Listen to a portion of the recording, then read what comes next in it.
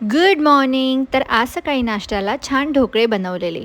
2 महिने झालेले मी आयब्रोज केले नव्हते, म्हणून ते करायला पार्लरमध्ये गेली आणि आयब्रोज केल्यावर ना चेहरा थोडा का होईना क्लीन दिसतो. घरी आल्यावर माझी आणि राधाची अंघोळ आवरली आणि आम्ही फॅशन हबमध्ये गेलेलो ना, तेव्हा तिच्यासाठी हा मस्त क्यूट फ्रॉक घेतलेला. म्हटलं आज तो घालून बघूया. नजर नको लागायला म्हणून आमच्या लाडोबाला काळा टिक्का लावला.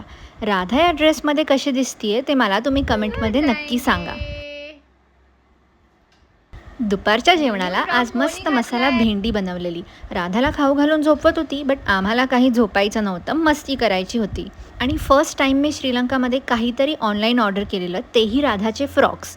ते कसे आले ते मी तुम्हाला पुढच्या ब्लॉगमध्ये नक्की दाखवेल. संध्याकाळी बाहेर बसून चहा आणि फरसाण एन्जॉय केलं. राधासाठी आज मी स्वीट पोटॅटोची खीर बनवलेली, जी तिला काही फारशी आवडली नाही. आणि आज आईंनी मधुरा रेसिपी स्टाईल मटण बनवलेलं.